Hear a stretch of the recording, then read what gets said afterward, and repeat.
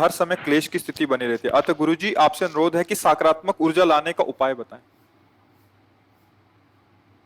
वैसे रात दिन तो लगे इसी में कि आपकी सकारात्मक ऊर्जा शक्ति जो अपराध करने से नष्ट हो गई है।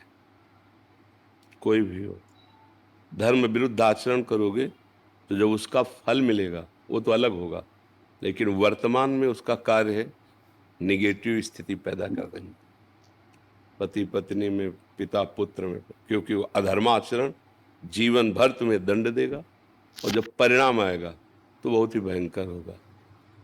इसीलिए जो पहले के लोग थे डरते थे कोई पाप ना हो जाए। आज अपने लोग डरते हैं मतलब पाप ना हो जाए। अपने लोग तो मनोरंजन मांगते हैं। ये जो आज का वायुमंडल नया आधुनिक बच्चों का चला है, समाज का चला है, जो व्यवहार चला है, इसमें सुख शांति और सकारात्मक सोच कैसे हो सकती है? तुम रोज होटल का खाओ, फिर एक रसोई का तुम्हें एक महीना पवाया जाए, पा पाओगे? आपका मन नहीं राजी होगा ना। नए नए भोगों की चाट और सकारात्मक सोच होगी, स्वप्न में नहीं हो सकती। संभलना बहुत कठिन है, समय बहुत विचित्र है।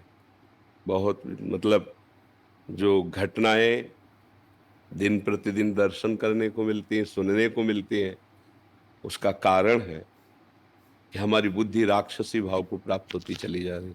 राक्षसी भाव किसे कहते हैं जानते हो? स्वसुख वांछा। मैं सामने वाले से सुख ले लूं, सुखी हो जाऊं। वो छोटी बात से लेकर के बड़ी बात तक वो सब उसी में आ जाती है। जब तक ये भाव रहेगा तब तक सबसे बड़ा दंड मिलता है मन को, क्योंकि पहले मन ही संकल्प करता है ना। बहुत लोग विक्षिप्त और डिप्रेशन में पहुंच रहे हैं। क्यों पहुंच रहे हैं? क्योंकि मन को छूट दे दी ना। जो मन आवे सो सोचो, जो मन आवे सो करो, अब आगो वही मन। हमने देखा है वो डिप्रेशन के अधिक से दवा अधिक। अब हम भी अंदर से कि यार यार क्या इसको किया जा सकता है, कैसे संभाला? क्यों? बन गया पाप। अब वो मन में ही सवार होकर रात दिन तुम्हें रौंद रहा है। बाहर से डंडा थोड़ी चलता है, कर्मों का डंडा तो पहले अंदर चलता है।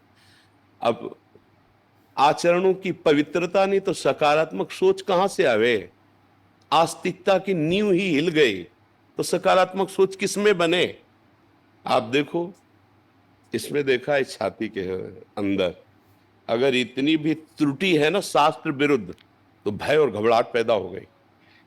लाख समझा रहे हैं उसको कि नहीं इतना तो चलेगा, नो नहीं, क्योंकि मान लो पवित्र मन है ना, वो इतनी भी बात में भय और घबराहट पैदा कर, तब लगता है ये लोग कैसे जीते हैं जो पूरी खुली छूट है मन को, और ये मुस्कुराते हैं। कैसे मुस्कुरा सकते हो? आंख में इतना जरा सा तिनका गिरे तो कष्ट देता है ना, और वही तिनका पीठ में गिरे तो कष्ट नहीं देता है। तो ऐसी जो पापाचरण रथ हैं उनकी बुद्धि पीठ जैसी हो जाती है, और धर्म से चलने लगो तो आंख जैसी। जरा सा अपराध तो ऐसा लगेगा मौसम कौन कुटिल खल कामी, जिन मुख तन दियो ताको न भजन कियो ऐसो नोन हरामी। सूरदास जी इतने बड़े महापुरुष लिख रहे हैं। भाई आज हमारी आस्तिकता की नींव हट गई, हिल गई। भोजन कैसा पाया जा रहा है और आचरण कैसे? जैसे अपने बच्चों को देखे ना गलत तो पिता माता को गुस्सा नहीं लगती, ऐसे अपने समाज के आचरण देख कर गुस्सा लगती। पर मेरे हाथ में कुछ नहीं, मैं केवल सोच सकता हूं और वाणी के द्वारा आपको बता सकता हूं, पर आप चलोगे तभी सुख शांति को प्राप्त होगे। क्या व्यभिचार करने वाला कभी सकारात्मक सोच का हो सकता है? जितने बड़े बड़े नृशंस हत्याएं सुन रहे हो, वो केवल सुसुख वांछा का भूत चढ़ा हुआ है, और ऐसे ऐसी हत्याएं, ऐसे ऐसे पापाचरण करते हैं। सकारात्मक सोच आएगी। जो अपने पति में भगवान नहीं देखती है वो सकारात्मक सोच घर में पैदा कर लेगी। जो पति अपनी पत्नी को शरणागत समझकर प्रिय मित्र के समान आदर नहीं करता, उसकी मनोकामनाएं पूर्ण करने के लिए प्रयत्न से उस घर में सकारात्मक सोच रहेगी। जो पुत्र अपने माता पिता को भगवत स्वरूप नहीं समझता, वहां सकारात्मक सोच होगी। रसोई में मांस बने पी के शराब आओ करो व्यभिचार, सकारात्मक सोच कहां से आएगी? सकारात्मक सोच पवित्रता और पुण्य में प्रकट होती है। नकारात्मक सोच अपवित्रता और पाप में प्रकट होती है। ये सबकी समझ में नहीं आएगा। जो गिरा हुआ है उसको गिरने का भय नहीं रहता, जो चल रहा है उसको गिरने का भय होता है। तो भगवान की आपके ऊपर कृपा है, जो अभी आपके अंदर ये प्रश्न है कि सकारात्मक सोच कैसे आवे, नहीं तो ये प्रश्न ही खत्म है, ये प्रश्न ही खत्म है। रुपया कैसे आवे और आज किससे कैसे सुख भोग लूं, बस इतनी मानसिकता रह गई है। छल से, कपट से, मित्रता का नाटक करके या जबरदस्ती, जैसे बस दो ही लक्ष्य हैं। जीवन में क्या होगा, हमारे जीवन का परिणाम क्या होगा, मैं यहां किस लिए आया हूं, क्या कर रहा हूं, क्या करना चाहिए, क्या नहीं करना चाहिए, ऐसे प्रश्न तो पवित्र हृदय में उत्पन्न होते हैं। कहीं ना कहीं आपके कोने में पवित्रता है जो आपको अभी प्रेरित कर रही है। तो एक काम शुरू कर दो, नाम जप करना। जिस जगह में नाम उच्चारण किया जाता है, जय जय श्री राधे, जय जय श्री राधे, वो वायुमंडल पवित्र होने लगता है।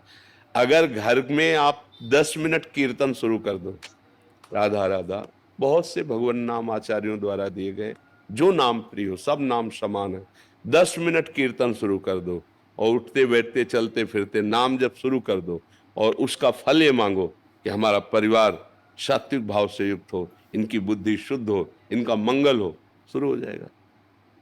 दूसरा उपाय नहीं है, क्योंकि आहार गलत, व्यवहार गलत, देखना गलत, सुनना गलत, करना गलत, यही हो रहा है। आप देख लीजिए, कोई बिरला है जो देखने, सुनने और करने में बुद्धि लगा रहा है। ये देखना चाहिए, नहीं देखना चाहिए, ये सुनना चाहिए, नहीं सुनना चाहिए, ये करना चाहिए, नहीं करना, खुली छूट है।